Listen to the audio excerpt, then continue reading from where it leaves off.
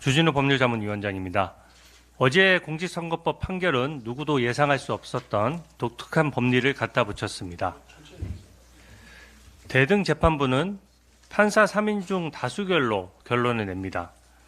개별 판사의 편향된 성향이 결국 기괴한 법리를 억지 창조해냈다는 국민적인 비난이 터져 나옵니다. 판결문을 여러 번 읽어도 핵심 논리를 이해할 수 없었습니다. 비상식적이면 어려운 말을 늘어놓게 됩니다.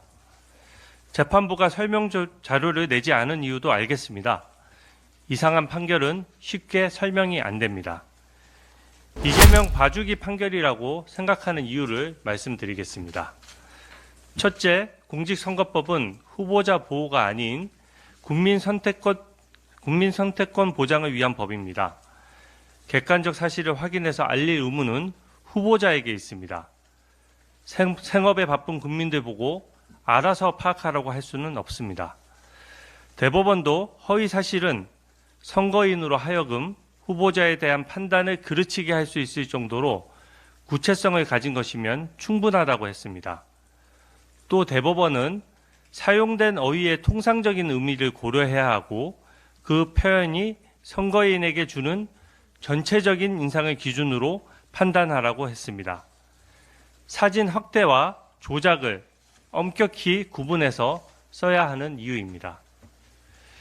이재명이 김문기 씨가 하급 직원이라 시장 재직 시에 몰랐고 사진은 조작됐다는 인터뷰를 했을 때와 국토부의 협박 발언을 했을 때의 댓글을 한번 찾아봐 주십시오.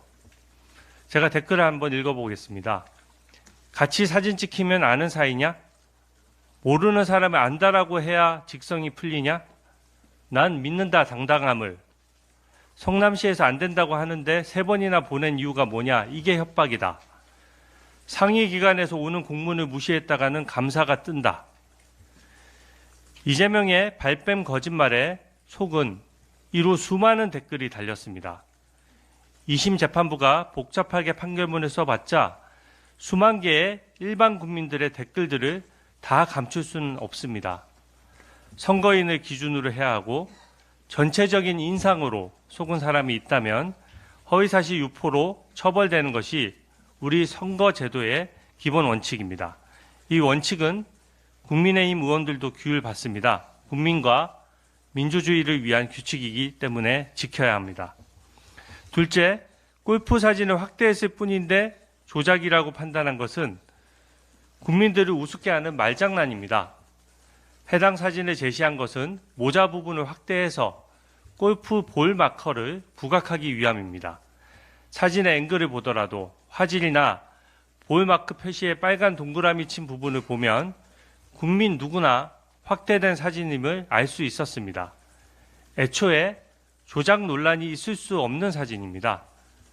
해당 사진이 제시된 것은 해외 출장 중에 골프까지 쳐서 김문기 씨를 모를 수 없다는 제보를 뒷받침하기 위한 것입니다.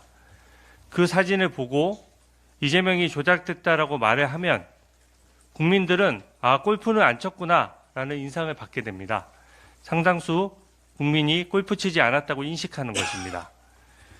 이재명이 김문기 씨와 함께 골프는 쳤는데 그 사진은 조작됐다 이런 말을 했다면 그 자체로 모순입니다. 누구나 그런 말을 할 리가 없죠. 그렇기 때문에 사진이 조작됐다는 표현을 하면 바로 그 순간 골프를 안 쳤는데 조작된 사진으로 공격하는구나 라는 오해를 하게 되는 것입니다. 댓글과 커뮤니티를 보더라도 골프 친 사진이 조작됐다는 말이 넘쳐났는데 속은 국민은 없다라는 법원의 판단을 누가 수긍할 수 있겠습니까? 마지막으로 백현동 인허가에 대한 국토부 협박 발언은 과장된 의견 표명에 불과하다라는 법원 판단은 상상도 못할 논리입니다. 그만큼 경도되었습니다. 발언의 전후 맥락을 한번 보십시오. 국정감사의 장은 이재명이 성남시장으로서 왜 특혜성 인허가를 해줬는지를 따져서 묻는 자리였습니다.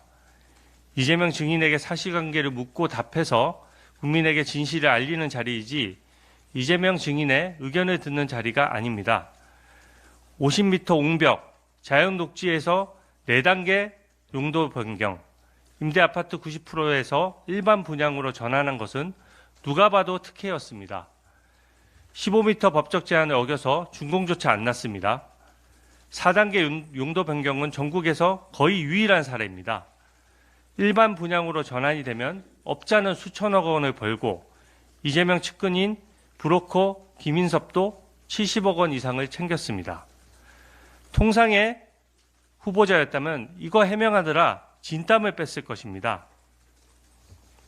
그런데 이재명은 단 한마디로 이 큰 특혜 의혹을 피했습니다. 내가 한 것이 아니다. 국토부 공무원이 직무유기로 고발하겠다는 협박을 했다. 법에 의한 강제 조항이 있다. 어쩔 수 없었다는 거짓말로 빠져나간 것입니다.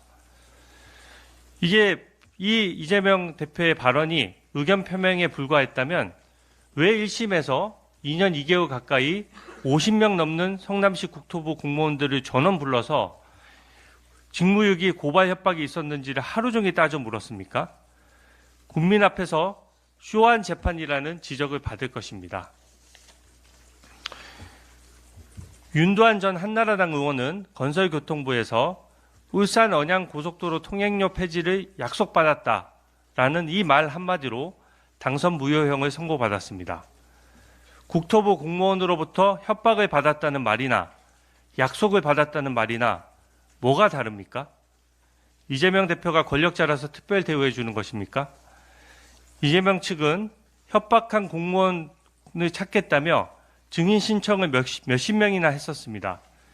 이게 사실에 대한 발언이지 단순한 의견 표명이라고 할 수 있습니까? 이재명 대표는 무죄를 선고받았기 때문에 상고권이 없습니다. 상고장 제출기한 7일, 또 상고 이유서 제출기한 20일, 마지막 날에 서류를 내가면서 재판을 지연하는 것이 더 이상 불가능해졌습니다. 검찰이 즉시 서류를 내면 27일 가까이 대법원의 시간을 앞당길 수 있는 것입니다. 위중교사 사건은 아시다시피 영장 전담 판사와 1심 판사의 판단이 엇갈렸습니다. 또 공직선거법 사건도 1심 판사와 2심 판사가 동일한 증거를 채택하고도 법리만 바뀌었습니다. 법리를 바로잡는 데는 시간이 많이 걸리지 않습니다. 2심은 엉터리 판결입니다. 대법원은 이 사건처럼 증거가 충분할 때는 파기 재판도 할 수 있습니다.